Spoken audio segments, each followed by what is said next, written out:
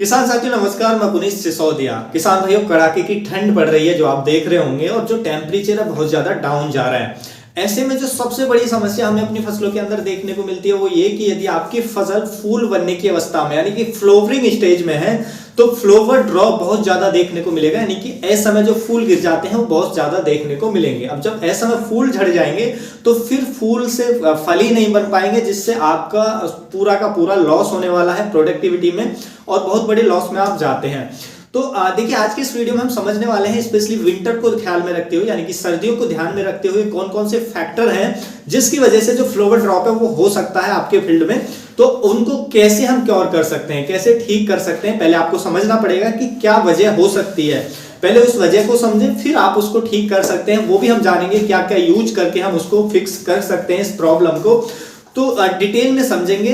देखिए, वीडियो काफी इंफॉर्मेटिव होगा। एक तो वीडियो को अच्छा लगे आपको तो वीडियो को लाइक कर दीजिएगा और इसको ज्यादा से ज्यादा फार्मर तक पहुंचाने में हमारी हेल्प जरूर कीजिएगा, ताकि ये जो इन्फॉर्मेशन है हम ज्यादा से ज्यादा फार्मर तक पहुंचा सकें। उसके लिए केवल आपको शेयर करना है। जो भी आपके कॉन्टेक्ट में फार्मर्स हो यानी कि किसान हो, केवल उनको शेयर करें, यानी कि जिनको आपको लगता है कि उन किसान को इस वीडियो को देखने में कुछ बेनिफिट्स हो सकता है तो उसी के साथ शेयर करें। अदरवाइज इसको शेयर किसी वैसे ही ना करें, यानी कि जो खेती से जुड़े हों उनको जरूर शेयर करें। तो चलिए जानते हैं कि कौन कौन से फैक्टर होते हैं, वन बाय वन हम समझने वाले हैं। देखिए, पॉइंट नंबर 1 की हम बात करें तो वो है कि हमारे जो टेम्परेचर है वो ज्यादा डाउन चला जाना। आप देख रहे हैं कड़ाके की ठंड पड़ रही है, तो जब टेम्परेचर बहुत ज्यादा डाउन चला जाता है तो ऐसी कंडीशन में जो फ्लोवर ड्रॉप है वो होता ही है। यानी कि जैसे ही टेम्परेचर आपका 15 डिग्री सेल्सियस से बिलो नीचे जाएगा तो फ्लोवर ड्रॉपिंग की समस्या बहुत ज्यादा आपको देखने को मिलेगी, जो अभी देखने को मिल रही है। तो पहला जो फैक्टर है वो है ज्यादा लो टेम्परेचर। अब बात करें कि लो टेम्परेचर तो हो ही रहा है, ठंड तो पड़ रही है, वेदर हमारे कंट्रोल में नहीं है, लेकिन हम इसको कैसे फिक्स कर सकते हैं यदि इस वजह से ये समस्या आ रही है। तो उसके लिए आप क्या कर सकते हैं कि आप कुछ हद तक आप जरूर कंट्रोल कर सकते हैं। 100% कंट्रोल नहीं कर सकते हैं वेदर को, लेकिन काफी हद तक हम कंट्रोल कर सकते हैं यानी कि फ्लोवर ड्रॉप को। उसके लिए आपको क्या करना है, पहले तो आपकी सॉइल को मॉइस्चराइज रखना है, यानी कि सॉइल में प्रॉपर इरिगेशन रखना है। जरूरत से ज्यादा पानी भी नहीं देना है, लेकिन जो मॉइस्चर है वो कम भी नहीं होना चाहिए। मॉइस्चर मेंटेन रहना चाहिए, जिससे जो सॉइल का टेम्परेचर है ज्यादा डाउन ना जाए और भी ज्यादा डाउन ना जाए और जो पौधा है वो ज्यादा स्ट्रेस में ना जाए। तो आप ये रखें। उसके साथ साथ ठंड से बचाने के लिए बहुत सारे स्प्रे आपको बताए हैं, आप उनका भी उपयोग करके आप अपने पौधे को ठंड से बचा सकते हैं, यानी कि पाले से बचा सकते हैं, जिससे हमारे खेत के अंदर जो टेम्परेचर है वो मेंटेन रहे। उस पर हमारा डिटेल वीडियो है, वो चैनल पे जाके देख सकते हैं कि हम अपनी फसलों को ठंड से कैसे बचा सकते हैं। लो टेम्परेचर से जो स्ट्रेस होता है उससे हम कैसे बचा सकते हैं अपनी फसलों को। तो वो वीडियो आप देख सकते हैं, जिससे आपको सब कुछ पता चल जाएगा। दूसरा जो कारण होता है वो हो सकता है कि आपके प्लांट के अंदर किसी डिजीज का अटैक हो। डिजीज में कोई फंगस हो सकती है या किसी इंसेक्ट का अटैक हो, स्पेशली सकिंग पेस्ट का अटैक हो, तो उनके कारण भी जो फ्लोवर ड्रॉप है वो होता है। तो आपको देखना है कि कोई डिजीज तो नहीं आ रहा है। जैसे कि हम मिर्ची की बात करें, मिर्ची के अंदर अगर डाइबैक आता है तो उसमें फ्लोवर ड्रॉप बहुत ज्यादा होता है, डाइबैक डिजीज आता है, तो आपको देखना है। और डाइबैक में सबसे पहले फ्लोवर ही झड़ते हैं, बाद में फिर सबसे पहला सिम्टम्स यही होता है कि फूल गिर जाते हैं मिर्ची में। डाइबैक जब शुरू होता है किसी भी फसल में फ्लोवर ड्रॉप होने लगता है, तो आपको देखना है कि कोई फंगल अटैक तो नहीं है।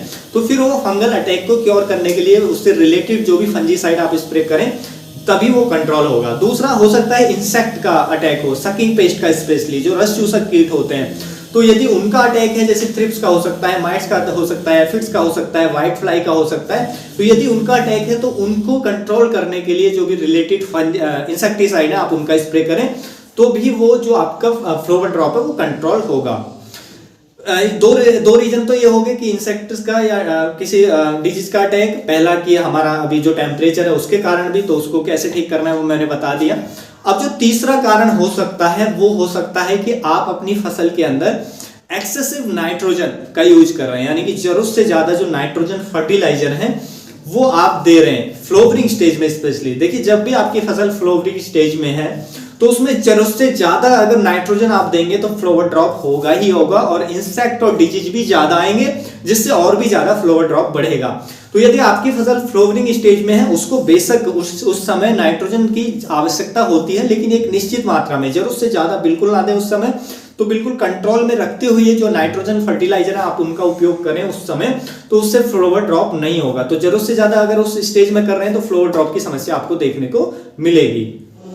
उसके साथ साथ जो एक और फोर्थ रीजन जो हो सकता है वो हो सकता है कि आपके प्लांट के अंदर न्यूट्रिशन डिफिशियंसी, यानी कि किसी पोषक तत्व की कमी हो जाए। देखिए ऐसे में क्या है कि हमारी फसलों को अभी प्रॉपर न्यूट्रिशन नहीं मिल पा रहे हैं। सर्दी में जो है रूट से हमारी फसलों को पोषक तत्व मिलना कम हो जाते हैं, बहुत कम मिल पाते हैं। उसके पीछे के क्या रीजंस होते हैं?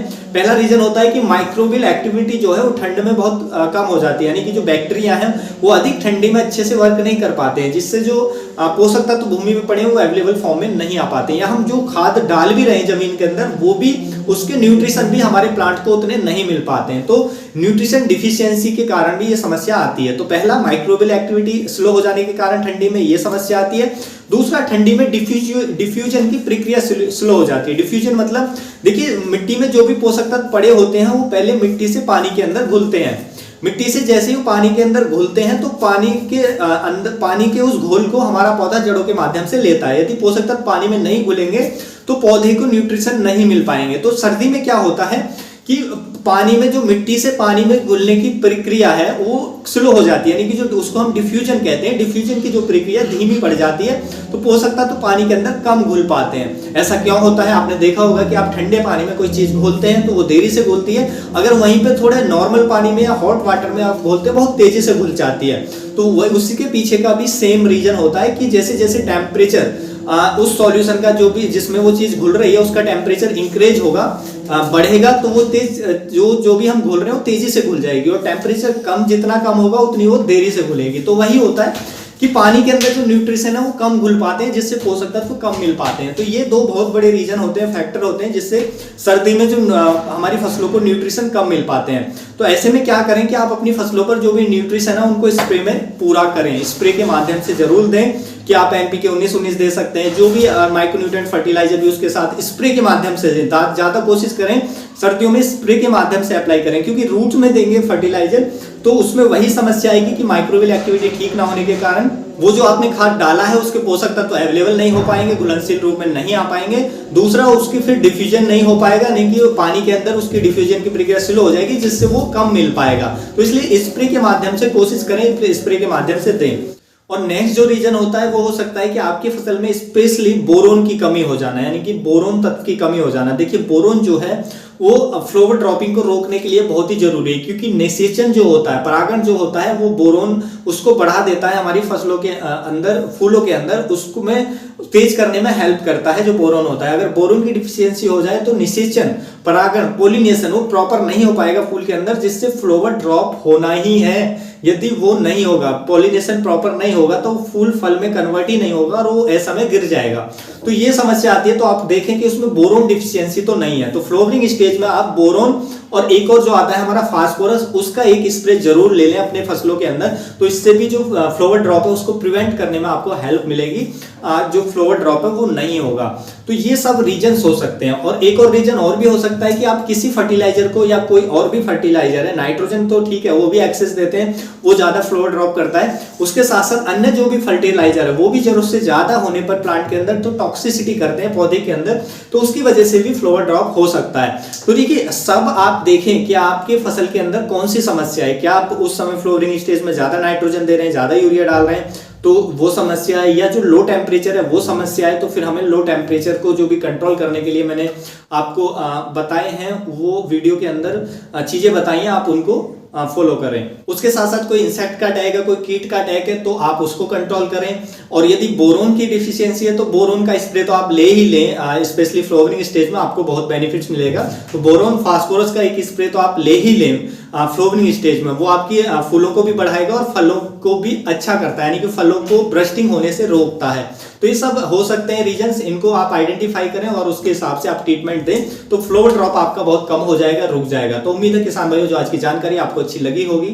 जानकारी अच्छी लगी तो वीडियो को लाइक कीजिएगा, ज्यादा से ज्यादा फार्मर के साथ इसे शेयर कीजिएगा ताकि उन तक भी जानकारी पहुंच सके। मिलूंगा मैं आपको एक और नई वीडियो में नई जानकारी के साथ, तब तक के लिए आप अपना ख्याल रखिएगा। धन्यवाद।